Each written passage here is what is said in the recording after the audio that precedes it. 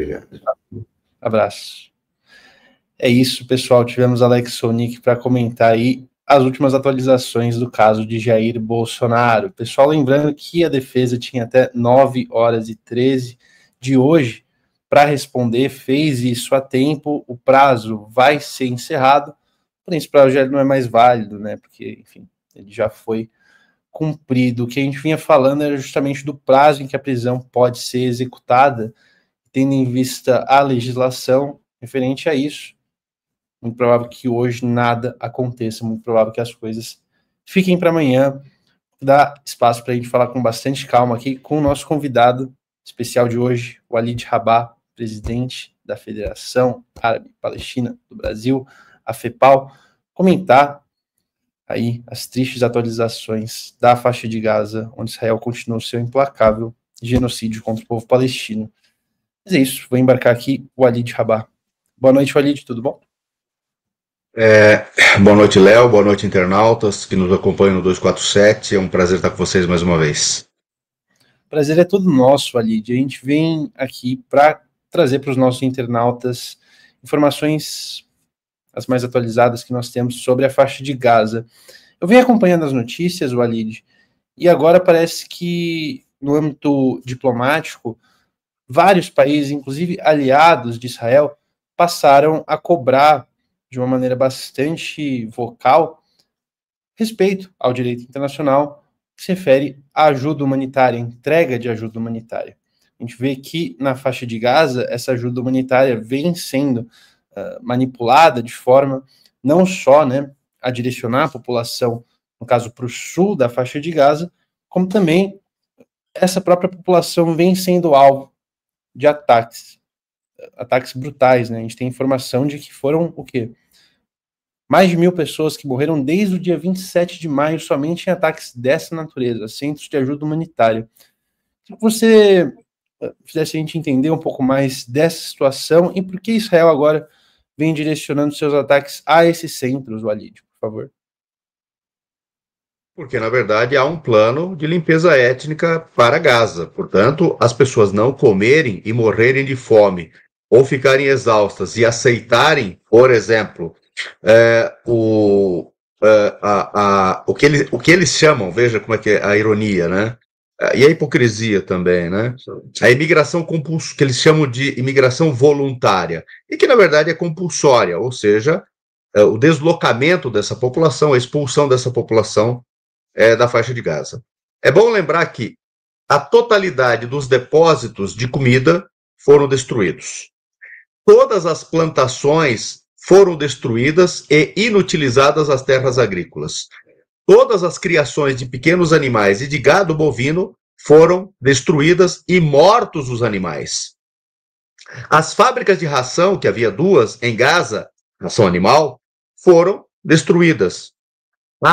As 3 usinas de dessalinização de Gaza, que potabilizavam a água para a população de Gaza, apenas uma delas funciona a 10%. Quer dizer que da capacidade anterior de dessalinização de água para sua potabilidade, a população de Gaza só tem 3% daquela capacidade funcionando. A destruição, portanto, da totalidade das circunstâncias de alimentação da faixa de Gaza e o impedimento da entrada da ajuda humanitária, eram 600 caminhões que entravam média dia. Passou a ser de no máximo 50, em algumas semanas, vários dias sem entrar nenhum. Sede da UNRWA, a Agência Especial das Nações Unidas para os Refugiados Palestinos, já que a população de Gaza, 73% dela é refugiada ou descendente dos refugiados produzidos na limpeza étnica de 47 a 51 do século passado, também foram destruídas as suas sedes e ela está impedida de entrar com ajuda humanitária, assim como a Cruz Vermelha e assim como o equivalente muçulmano, o Crescente Vermelho. E agora, isso que está acontecendo agora, ou seja, a matança de palestinos já supera 1.000, enquanto esperam a ajuda humanitária, neste caso, administrada por uma fundação inventada pelos Estados Unidos e por Israel, uma chamada Fundação para Ajuda Humanitária, de Ajuda Humanitária para Gaza, circunscritos a 3 lugares específicos, não é uma novidade. Isso visa, em primeiro lugar, dizer aos palestinos: nem quando vocês estão recebendo ajuda humanitária deixarão de ser exterminados. As 2 últimas atualizações incrementaram mais de 2.000 palestinos mortos. A última atualização de 7 dias para cá incrementou em 1.011 exterminados em Gaza. 1.011. Os feridos, quase todos graves, foram incrementados em mais de 2.300 e mutilados. Atualização dos últimos 7 dias apenas. E veja, nós não tivemos em janeiro do ano passado o massacre da farinha? Quando a população palestina aguardava, aliás, acorreu a um caminhão carregado de farinha e mais de 100 pessoas foram fuziladas quando esperavam a farinha ser descarregada? A prática de Israel, neste momento, visa uma coisa muito clara. Em primeiro lugar, impedir que os palestinos estejam em todo o território. Eles estão hoje em apenas 15% do território de Gaza, o que equivale a apenas 3% do território da cidade de São Paulo. No restante, eles não podem mais circular. E a ajuda humanitária estar circunscrita a estes lugares é para administrar a fome e o passo final ser a solução final. Alguns navios estadunidenses e de outros aliados dos Estados Unidos aportarem em Gaza, e esta população palestina que já está cercada militarmente ser compulsoriamente obrigada a embarcar nesses navios. É isto que está em andamento. Já há países sendo sondados para isso. O Sudão pode ser um deles, a Etiópia pode ser uma delas, a Líbia pode ser um deles, e outros mais países ocupados na prática pela política estadunidense, pelo imperialismo estadunidense. Então, o que está acontecendo agora faz parte deste plano. É a última etapa da faixa de Gaza destruída e sem comida. Água e comida. Muito interessante você mencionar esse plano, Alide, porque a gente vinha conversando antes de entrar ao vivo justamente sobre essa questão da solução final. Imagino que o site da FEPAL ele vai publicar uma matéria com exclusividade referente a isso. Queria que você elaborasse um pouco mais sobre o que vai ter de informação nova nessa matéria e, enfim, essa tese sua, né, o campo de concentração com vistas à solução final. É isso mesmo que vai estar nessa reportagem? O campo de concentração visa concentrar a população para expulsá-la. Essa é a última fase da despovoação integral da faixa de Gaza.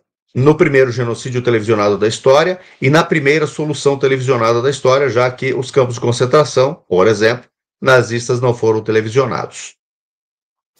E para que isso tudo?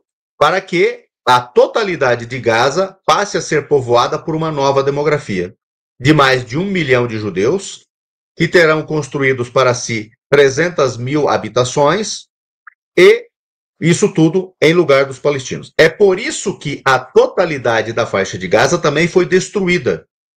A demolição agora que está acontecendo depois dos bombardeios, como por exemplo o último hospital, o hospital europeu, que fornecia atendimento de hemodiálise no norte de Gaza, agora estão sendo destruídos por demolidoras, máquinas demolidoras. E está havendo já um aplainamento do norte de Gaza por máquinas niveladoras, remoção dos entulhos. A remoção dos entulhos, dos escombros, visa também esconder os vestígios, os indícios e as provas do genocídio, bem como o total apagamento da história de Gaza. Por isso também a destruição de todos os prédios públicos, mesquitas e igrejas, e tem os registros públicos de nascimento e de propriedades dessas pessoas. Portanto, destruir a história da faixa de Gaza faz parte deste projeto. Ou seja, despalestinizar a faixa de Gaza em todos os aspectos possíveis e judaizá-la, tal qual foi feito, claro, em 531 localidades entre dezembro de 1947 e outubro, novembro de 1951, quando o sionismo se autoproclama Estado na Palestina, tendo invadido 774 localidades e destruído 531 delas, e expulsando ou matando 88% da população palestina, que residia nos 78% de território tomado à força naquele momento. Em Gaza está acontecendo exatamente a mesma coisa, com uma diferença. Tudo isso está sendo televisionado, ao passo que a limpeza étnica de 47 a 51, para nascer este ente chamado Israel, não foi televisionado. Isso tudo, claro, tem método. Isso tudo tem método e tem apoio político dos Estados Unidos, de democratas e republicanos. É bom lembrar que o extermínio do povo palestino nesta fase genocidária para Gaza começou e teve seu momento mais agudo com os democratas. A quase totalidade, eu diria não, evidentemente, mas pelo menos 90% do extermínio do povo palestino aconteceu em Gaza na gestão democrata e não na republicana. Está competindo aos republicanos, na pessoa de Donald Trump, completar a limpeza étnica, quer dizer, gerenciar a solução final da faixa de Gaza. Muito interessante a sua fala, Walid, e eu queria explorar um pouco essa questão que você mencionou na sua primeira fala, dessa fundação, que é a Fundação Humanitária para a Faixa de Gaza, GHF, na sigla em inglês, uma fundação muito estranha. A gente vê muitos relatos de que mercenários dos Estados Unidos, eles mesmos admitiram, né, fazer parte disso, e eles atuam sem autorização nessas zonas controladas efetivamente por Israel, ao mesmo tempo que a gente tem vídeos deles atirando contra a população que vai em busca da ajuda. A gente tem essa própria admissão deles próprios de que atiraram, enfim, nos palestinos que somente buscavam a ajuda humanitária e, enfim, toda essa crítica também que acontece por conta do fato, por exemplo, a maioria das pessoas que são admitidas nos hospitais da faixa de Gaza, na verdade agora são provenientes desses locais de ajuda humanitária. Então é claro que existe uma violência cometida pelos próprios, enfim, por essa própria ONG, né? Queria que você traçasse um pouco a origem dela, falasse um pouco mais desse papel em coordenação com Israel, com os Estados Unidos, com vistas justo a desocupar a faixa de Gaza, né? Queria que você falasse um pouco dessa articulação que existe em torno dessa ONG e também um pouco das origens dela, por favor, a GHF. Bom, ela foi fundada recentemente, quando a totalidade da ajuda humanitária e a totalidade das organizações de ajuda humanitária no terreno são removidas, eles já estavam gestando esta empresa. Qual que é a acusação? A totalidade das organizações mundiais, inclusive o sistema ONU, foram acusados de terroristas. A ONU, a Agência Especial para os Refugiados Palestinos do Oriente Médio, tem uma lei no parlamento israelense a declarando terrorista, e por isso, então, inclusive, ela vai passar a não operar, inclusive na Cisjordânia e Jerusalém Oriental. Agora, para entender isso, é preciso compreender uma outra coisa. O Donald Trump, no seu primeiro mandato, emitiu um novo entendimento dos Estados Unidos para os territórios palestinos ocupados. Naquele momento, a dicção foi o seguinte: os Estados Unidos passam a não compreender mais as colônias israelenses como incompatíveis com o direito internacional. Isso quer dizer que a colonização de território e a tomada do território palestino pode ocorrer por Israel, estendendo sua soberania. Inclusive, é por isso que ele pôde reconhecer Jerusalém, ou Jerusalém Oriental, como capital de Israel, ao arrepio da legislação internacional, e reconheceu o Golã sírio ocupado também como território israelense. Ou seja, a soberania de Israel se estende sobre todo o seu território. E ele passa a poder legislar, o que não poderia em nenhuma condição, evidentemente, mas na cabeça dos colonialistas, a totalidade do território palestino passa a ser legislável por Israel e, portanto, impedir que as organizações humanitárias estejam atendendo o povo palestino. Esse é um entendimento fundamental de compreender. Porque o Trump, inclusive, muito antes de Israel, declarou que a UNRWA era uma organização que deveria desaparecer, a Agência para os Refugiados Palestinos. E é por isso que no seu primeiro mandato ele cortou as contribuições estadunidenses para a UNRWA e forçou outros países que fizessem a mesma coisa, embora depois eles tenham retomado. Esse é o primeiro elemento. O segundo elemento, que me parece que está muito difuso, é o seguinte: uma empresa que foi fundada recentemente, há poucos meses, na Suíça, e que é administrada, e que tem como sócios estadunidenses que serviram em vários lugares do mundo como mercenários, bem como agentes da ativa e retirados do serviço secreto israelense, o Mossad, ela tem um objetivo. O mesmo que tinham os nazistas nos campos de concentração. Veja, quem é que dava a comida para as pessoas que estavam nos campos de concentração? Os nazistas. Ou não? Sim. A pergunta, ela tem uma resposta automática. Então, o que estão fazendo os israelenses? Eles estão fazendo o que os nazistas fizeram. Colocar os palestinos em 3 campos de concentração, que é isso que eles fizeram, e estão administrando comida para essas pessoas permanecerem vivas até a solução final.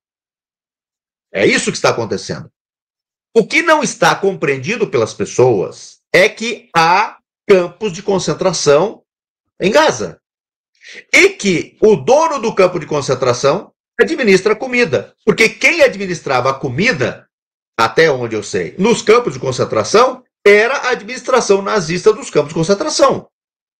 Não poderia ser diferente em Gaza. Os novos nazistas, os sionistas de sempre, que na verdade são anteriormente aos nazistas já detentores de uma ideologia pior do que a nazista, porque Mein Kampf do Adolf Hitler circula em 1929. Ao passo que o Mein Kampf hitleriano, aliás, 25, Mein Kampf, ao passo que o sionista, que é o Estado judeu, circula em 1896, 29 anos antes. E preconizava exatamente o que o nazismo preconizou, quer dizer, a limpeza étnica da Palestina, a substituição da sua população por uma estrangeira. Então, sob qualquer aspecto possível, é preciso dizer o que é verdade. Há campos de concentração na faixa de Gaza, com vistas a concentrar a população e expulsá-la do território, matando-a, claro, neste momento.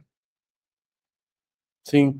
E o Alírio, a gente teve recente também notícias de que relatores independentes da ONU, aí eles vêm condenando isso de uma forma muito mais expressiva, né? A gente teve notícia recente aqui de uma relatora da ONU, a Francesca Albanese, justamente, ela que foi alvo de retaliações por conta de toda essa atuação em defesa, né, dos palestinos, ela taxando o assédio, os ataques de Israel na faixa de Gaza como nazismo, né, termos que a gente não via saindo da boca de oficiais da ONU. Hoje também temos notícias referentes a uma crescente pressão dos países europeus, também de países vistos como aliados de Israel, o Canadá, que se manifestou ontem, se não me engano foram 21 ou um pouco mais de países que se manifestaram em conjunto ontem, condenando justamente essa situação da distribuição humanitária na faixa de Gaza. Enfim, a gente fala repetidamente aqui, Walid, sobre essas pressões internacionais, mas Israel se mostra um regime que, enfim, parece não se importar com esse tipo de coisa, até porque a comunidade internacional não toma as ações efetivas mesmo, né, para barrar esse genocídio. A gente não vê sanções sendo aplicadas, esse tipo de coisa. Mas eu queria saber de você, Walid, como você pelo menos acompanhou essas declarações recentes, enquanto eu coloco aqui na tela, né? A gente tem informação hoje de que a chefe da diplomacia da União Europeia, a Kaja Kallas, se manifestou, a Ursula von der Leyen, da Comissão Europeia, que preside a Comissão Europeia, se manifestou. Também ontem, como eu disse, a gente tem diversos países se manifestando. O governo do Canadá, 21 países europeus, Japão, Austrália e Nova Zelândia. Enfim, como você vê essas movimentações recentes, se isso contribui para o isolamento, eventual isolamento de Israel? Historicamente, Israel nunca cumpriu o direito internacional. Israel nunca cumpriu uma só resolução da ONU. Eu sempre faço questão de citar uma resolução fundamental, que é de 11 de maio de 49, que é a resolução 273/3, que admitiu Israel como Estado-membro. Israel não seria admitido como Estado-membro. Só foi porque esta resolução 273/3 tem duas cláusulas condicionantes. A resolução 181 e a resolução 194. A 181 remonta a 29 de novembro de 47, na recomendação de partilha da Palestina, e que, portanto, Israel deveria se retirar dos territórios ocupados pela força e restaurar geograficamente a Palestina histórica. A 194 é mais importante ainda, porque na prática ela promove as duas coisas. A 194, de 11 de dezembro de 48, que reconheceu a limpeza étnica, portanto o genocídio, e determinou o retorno de todos os refugiados às terras de onde foram expulsos e deles roubadas as terras, também é cláusula condicionante. Portanto, era a cláusula condicionante a restauração da demografia da Palestina histórica. Israel acatou essas resoluções, esta resolução, incorporando as duas resoluções anteriores, com um detalhe fundamental. Nos acordos de Lausanne, para o término da Segunda Guerra Mundial, nos acordos para cancelar a totalidade das circunstâncias da Primeira Guerra, da Segunda Guerra, etc., uma série de questões territoriais foram definidas. E, em virtude disso, esta resolução 273/3 é incorporada a todos esses acordos internacionais. Israel não cumpriu isso. Veja, vamos falar do momento recente. Israel responde pelo crime de genocídio na Corte Internacional de Justiça desde 26 de janeiro do ano passado, com um detalhe. Além da admissibilidade, da admissão da petição da África do Sul e o início da investigação do crime de genocídio, houve decisões cautelares, dentre elas a cessação de todos os atos genocidários. De janeiro até agora, passados, portanto, 1 ano e 6 meses, o número de exterminados, feridos e destruição cresceu no mínimo 6 vezes. Depois, em março do mesmo ano, foi aprovado finalmente um cessar-fogo, não com o apoio dos Estados Unidos, mas sem o veto dos Estados Unidos. Esse cessar-fogo não aconteceu até agora. Israel, portanto, não cumpriu. Isso foi uma resolução do Conselho de Segurança das Nações Unidas. Depois, nós tivemos um mandato de prisão por uma investigação anterior, que é de 2021, que foi corroborada com tudo que está acontecendo agora, mandado de prisão contra o Netanyahu e contra o então ministro de guerra, eles chamam de defesa, né? Yoav Gallant. Esses ministros extremistas, dentre eles o Smotrich, que está defendendo abertamente o plano de remoção dos palestinos, está proibido de ingressar em quase todos os países do mundo, inclusive nos aliados de Israel. Os relatórios distinguindo Israel como um regime de apartheid, inclusive das 3 maiores organizações de direitos humanos do mundo internacionais, dentre elas a Anistia Internacional, tem anos. 6 relatórios da ONU já apontavam o regime de apartheid israelense. E é indissociável o regime de apartheid do regime de genocídio. Por quê? Porque a resolução do genocídio, que por acaso tem resolução que aprova, e o texto final é aprovado em Paris exatamente no dia 11 de dezembro de 48, a data da resolução 194, que determina o retorno dos refugiados palestinos. Veja que coincidência. A resolução a resolução que resulta na Convenção para o Genocídio, no seu artigo 2º, tipifica o crime de genocídio, e todos eles estão acontecendo em Gaza. Detalhe, a resolução para o apartheid, que é de 73, e que tipifica o crime de apartheid, exatamente no seu artigo 2º também, por coincidência, incorpora para definir o crime de apartheid exatamente os crimes tipificados para o crime de genocídio, que tipifica o crime de genocídio. Portanto, quando o regime de Israel é tipificado em relatórios como um regime de apartheid, o crime de genocídio já está ali.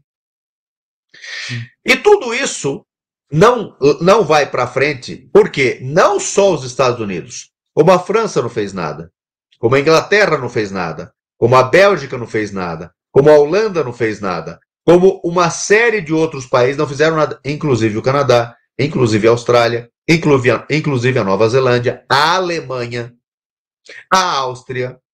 Agora nós estamos tendo uma inflexão diante dos horrores que estão acontecendo. Só para nós termos uma ideia, nós chegamos hoje, pelo último relatório, a 3,2% da demografia de Gaza exterminada. Isso dá 8 milhões no Brasil e dá quase 30 milhões na Europa da Segunda Guerra Mundial por sua demografia atual. Esses são os números mais conservadores possíveis, porque os demais números já falam em 100 mil, 177 mil, e o critério, espero que não se realize, divulgado em 5 de julho do ano passado pela revista The Lancet, fala em, para cada uma morte direta dos efeitos bélicos, mais 4. Então, nós teríamos hoje 302 mil exterminados em Gaza, mais de 13% da demografia de Gaza. Isso aplicado ao Brasil, daria aproximadamente 30 milhões. E daria, na Europa da Segunda Guerra Mundial, 102 milhões, por sua demografia atual.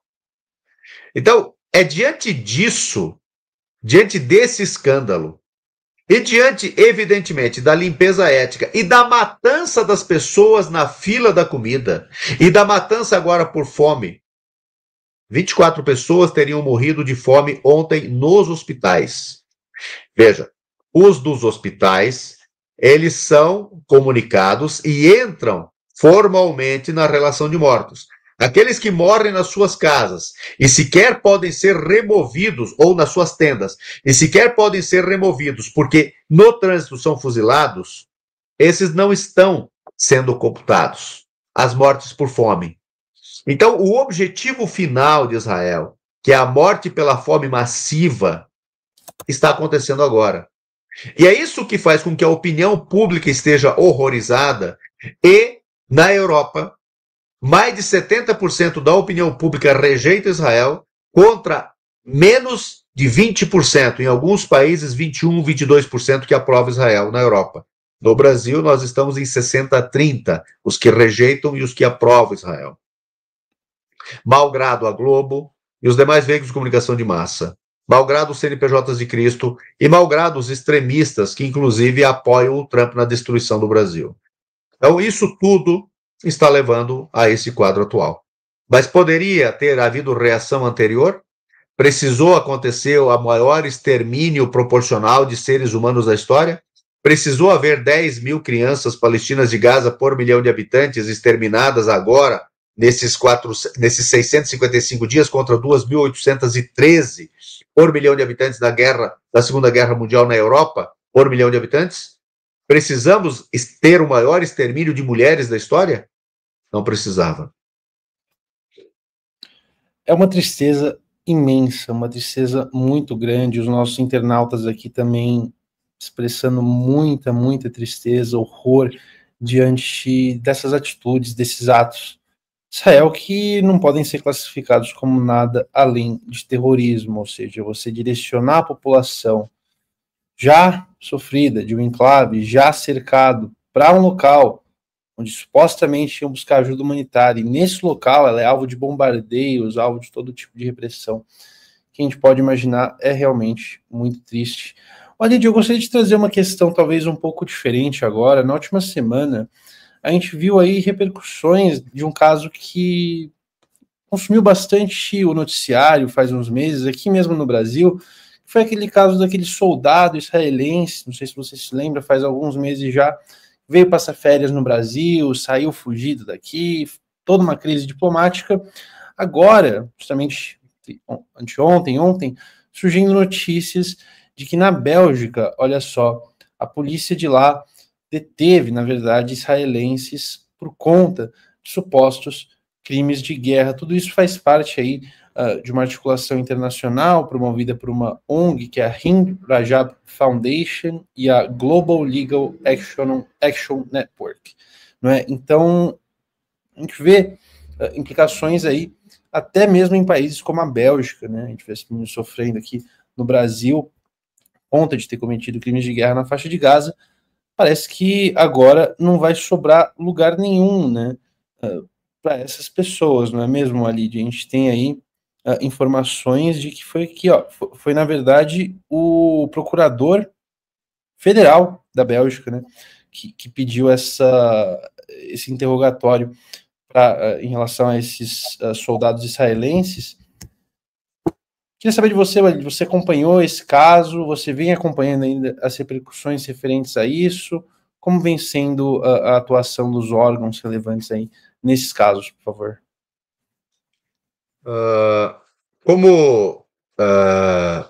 Há duas coisas muito importantes quando nós falamos desses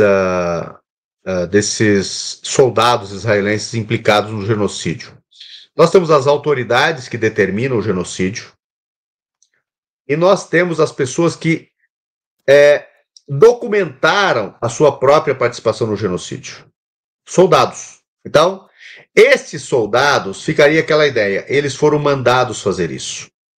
Entretanto, eles estavam publicando. Um deles, por exemplo, que foi o primeiro que nós denunciamos, brasileiro por acaso, gravou um vídeo dando de presente para a namorada dele a destruição de uma instituição universitária inteira, que não representava nenhum perigo. A rigor está protegida pelo direito internacional. E aí há um problema dentro disso. Este que eu estou citando gravou em português. Portanto, ele é um brasileiro. E, detalhe, há uma quantidade gigantesca de pessoas no mundo e no Brasil que têm dupla cidadania e que vão servir Israel. No Brasil, neste momento, matando em Gaza, nós temos algumas centenas de brasileiros. Eles retornarão ao Brasil e não responderão pelo crime de genocídio televisionado? Será possível isso? O porta-voz, um dos porta-vozes da máquina genocidária israelense, e que foi o sujeito que deu um curso de como mentir no Brasil para defender Israel para um bando de prefeitos picaretas que estavam lá, é brasileiro do Rio de Janeiro. Esse sujeito poderá pisar no Brasil e permanecer solto, participando ativamente do extermínio de mulheres e crianças e civis em Gaza? Então, esta é uma questão fundamental. A outra questão fundamental é que eles estão lá, saem do Brasil, vão para lá, e estão cometendo crimes também na Cisjordânia contra outros brasileiros, neste caso, brasileiro-palestinos. Como, por exemplo, o rapaz de 16 anos ou 17, que foi morto por tortura, fome, doença e negligência numa masmorra israelense. Há outros 11 brasileiro-palestinos nesta mesma condição. E detalhe, passaram a atacar algumas cidades na Palestina, como Al-Bezra al-Sharqiya, por exemplo, que morreram 2, foram mortos 2. Estão atacando violentamente Sinjil, por exemplo. Essas cidades, e Khobar, que é a cidade da minha família, essas cidades têm características fundamentais. Uma quantidade gigantesca de seus descendentes, aliás, de pessoas dali mesmo e descendentes, estão fora do Brasil. E mandam seus filhos para lá, e investem lá. Seus filhos vêm e vão. Alguns casam e ficam por lá. Qual é a mensagem? De limpeza étnica, portanto. Vocês não venham mais para cá. E saiam daqui. Como é que um palestino da diáspora vai ter tranquilidade de mandar seu filho para, por exemplo, Mezara Sharkia ou Sinjar. Eu estou citando apenas duas cidades, ou Nablus, ou mesmo Ramallah. Então, este é um processo de limpeza étnica, impedindo que os palestinos retornem, tenham negócios, mandem seus filhos, casem, retornando à sua terra. E os que estão lá e que têm condições de fugir para fora, voltar para o Brasil, por exemplo, estão sendo instigados a fazer isso. E quem é que está fazendo isso com estes brasileiro-palestinos? Brasileiro-israelenses que estão lá servindo a este plano. Eles ficarão impunes disso? Sim. Isso tudo precisa ser racionalizado e nós precisamos estudar como a legislação brasileira, o aparelho judiciário brasileiro, a polícia brasileira tratará estes criminosos de guerra, criminosos de lesa humanidade, genocidas militantes. Estamos preparados para isso? É uma questão a ser colocada. É isso aí, Walid. Vou passar aqui pelos superchats dos nossos internautas, adorando a sua participação. A Eduarda Fadini dizendo que ouvir o Walid é fundamental. O silêncio do mundo diante do genocídio é brutal. Uma conivência sem precedentes. Tenho vergonha do silêncio do mundo, todos nós. E aqui José de Arima Tidantas. Diante de tudo isso, aumenta minha certeza de que o ataque do Hamas a Israel foi forjado. Walid, gostaria de trazer agora as minhas questões um pouco para a gente analisar a posição dos Estados Unidos em relação a tudo isso. Bom, vou colocar inicialmente uma questão, uma notícia de hoje, pessoal. Também vem sendo publicada aí, coisa de bastidores referente a isso, nos últimos dias, que é o seguinte: parece que a gente está próximo aí de novas negociações de cessar-fogo na faixa de Gaza, com informações de que o enviado especial dos Estados Unidos, o Steve Witkoff, na verdade, ele está indo agora para a faixa de Gaza, está indo para a região, de acordo com o Departamento de Estado, para negociar aí uma nova tentativa de cessar-fogo. Enquanto isso, a gente tem declarações oficiais de Israel reiterando aquele objetivo que parece inalcançável, né, destruir o Hamas. Enfim, gostaria de ter da sua parte, Walid, qual a sua expectativa para essas próximas negociações? Você tem alguma esperança? Alguma coisa mudou? O que mudou é absolutamente nada. Veja, em novembro de 2023 foi selado um cessar-fogo. O que mudou de lá para cá? Mudou que Israel nunca quis um cessar-fogo, os Estados Unidos nunca quiseram um cessar-fogo, porque esta é a regra sionista e israelense, no mínimo desde dezembro de 1947. Pergunto, qual é o fogo que há palestino em Gaza para cessar fogo? Há um fogo só, do armamento estadunidense, operado por estadunidenses ou por israelenses contra o povo palestino. Qual é o fogo, por exemplo, que houve nos incontáveis ataques às pessoas que estavam se alimentando ou tentando se alimentar? Ali havia fogo para cessar do lado palestino? De que cessar-fogo nós estamos falando? Não é a primeira vez, aliás, desde no mínimo 2008, dezembro de 2008, quando após o bloqueio passa a ser operado um plano israelense considerando a faixa de Gaza um campo de concentração, e todos esses momentos genocidários tiveram cessar-fogo. O que isso levou? Levou aonde nós estamos. Não há fogo palestino para se negociar cessar-fogo. E menos ainda mediado pelos Estados Unidos, que fornece a quase totalidade do equipamento bélico, munições e sistemas para esse extermínio. Os Estados Unidos investiram já mais de 30 bilhões de dólares nesse extermínio palestino, e quando completou um ano, em outubro do ano passado, tinha investido 24 bilhões de dólares. E a valores convertidos para o real daquele momento, pelas vítimas fatais oficiais daquele momento, dava 2,4 milhões de reais por palestino exterminado. Os Estados Unidos têm autoridade moral, intelectual, ética ou política para negociar um cessar-fogo? O Catar, O país árabe que cedia essa palhaçada tem autoridade moral, intelectual, ética ou política para isso? Claro que não. A maior base estadunidense no Oriente Médio está no Catar, de onde saiu grande parte do armamento, munições e sistemas abastecidos pelos Estados Unidos neste período todo para a reposição, para o extermínio do povo palestino. Uma outra parte saiu da Turquia, uma outra parte saiu dos Emirados Árabes Unidos, outra parte saiu de Doha, do Bahrein. São países que integram o sistema ocidental, integram a OTAN. Na prática, a Turquia, aliás, é membro da OTAN. E tem um comércio bilateral com Israel de quase 10 bilhões de dólares, com superávit para a Turquia. A Turquia que, inclusive, fornece equipamento bélico para Israel e não o contrário. A Turquia que reconheceu Israel, ainda com os cadáveres palestinos quentes, em março de 49, antes da ONU admitir Israel 2 meses depois. E que só reconheceu a Organização para a Libertação da Palestina, a OLP, em 74. E sabe por quê? Porque a OLP passou a integrar como organização, na condição de observadora, na ONU. E naquele momento passou a ser também a única e legítima representante do povo palestino. Daí a Turquia diz, olha, eu vou reconhecer o povo palestino.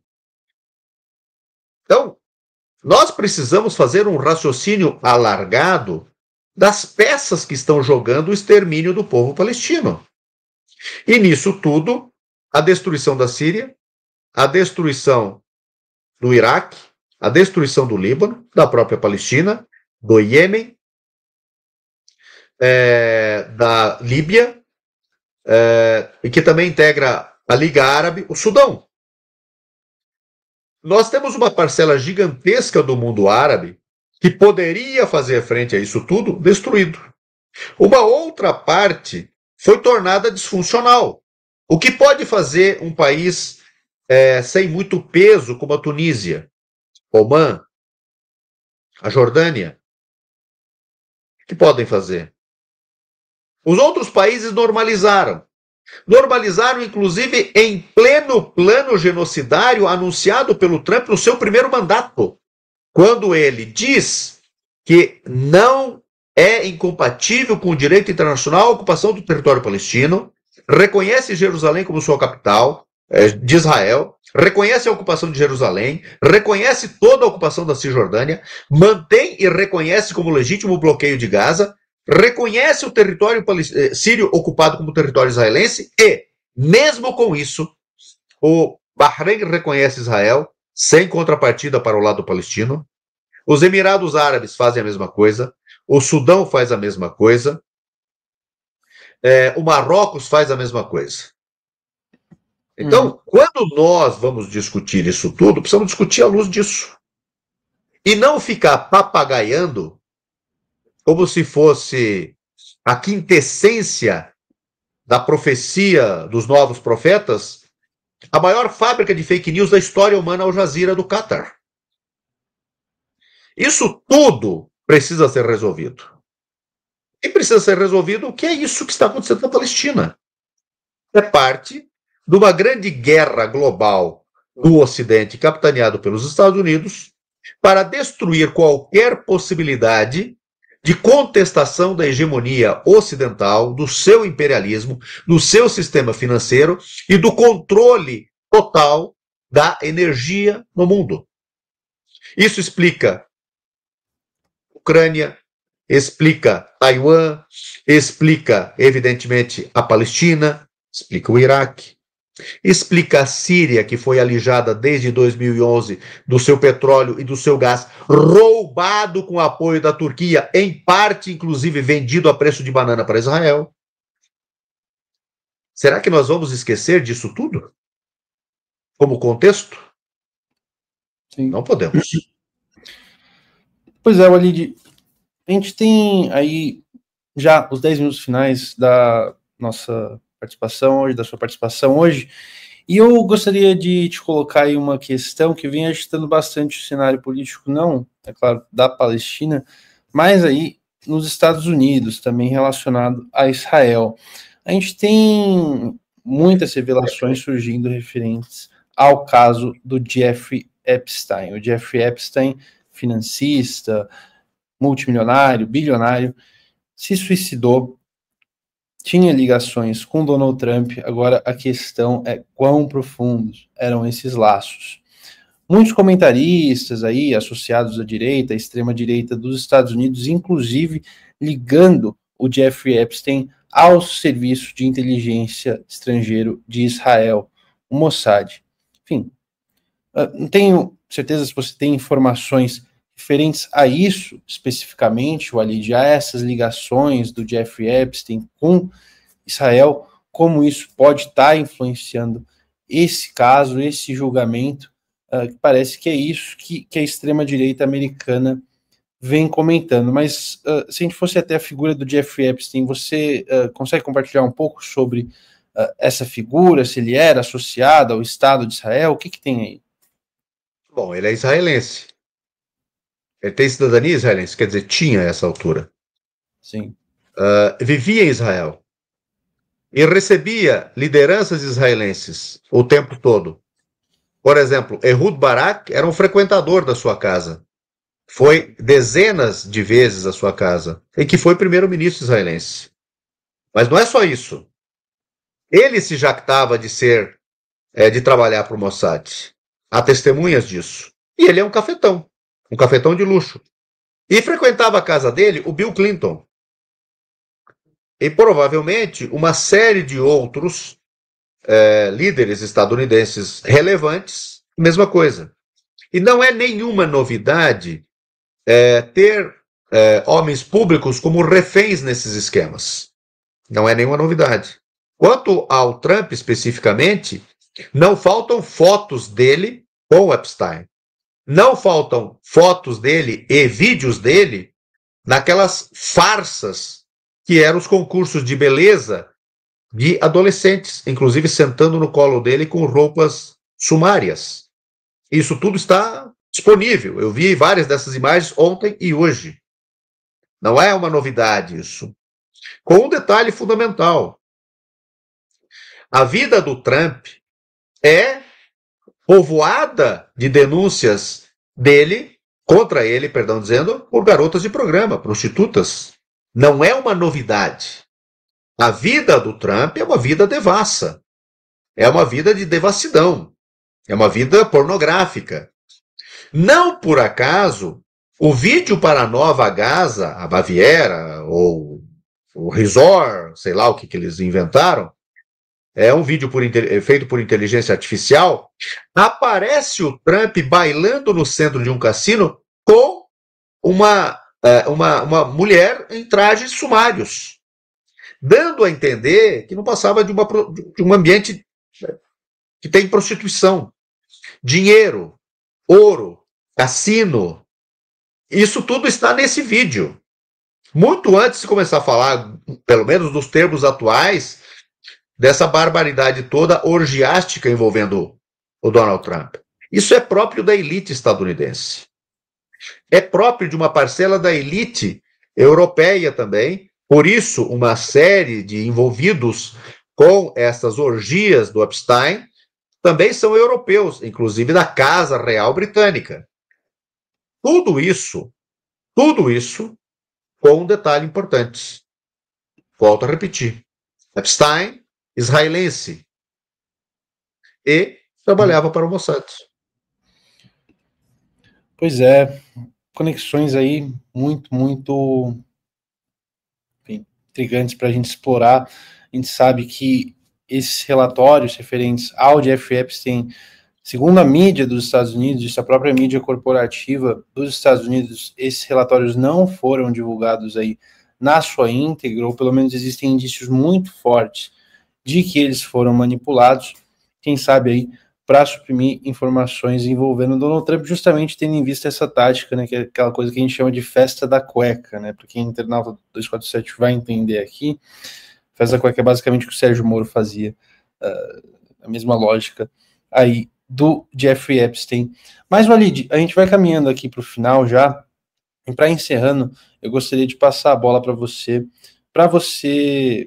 enfim, dá uma palhinha das atividades da FEPAL aí recentes, o que a federação tem se envolvido, quais as mobilizações que estão programadas aí para as próximas semanas e no mais as atividades que a FEPAL vem organizando. A FEPAL tem buscado prestar a melhor informação para o público brasileiro, mas sempre uma informação que forma opinião e esclarece sobre uma série de acontecimentos que não chegariam de nenhuma outra maneira. E nós demos vários furos. O que nós devemos dar amanhã provavelmente vai ser uma informação bastante importante que não está disponível. Então, o que nós estamos fazendo fundamentalmente, como política de comunicação pelo menos, é também traduzir artigos e reportagens de veículos internacionais que não circulam no Brasil. Porque a FEPAL, embora tenha uma política de comunicação e seus veículos de comunicação, ela não é um veículo de comunicação, por exemplo, para concorrer com o 247. Não. Nós informamos de coisas inéditas para pautar o debate e construir uma opinião pública mais sólida quanto à agenda palestina.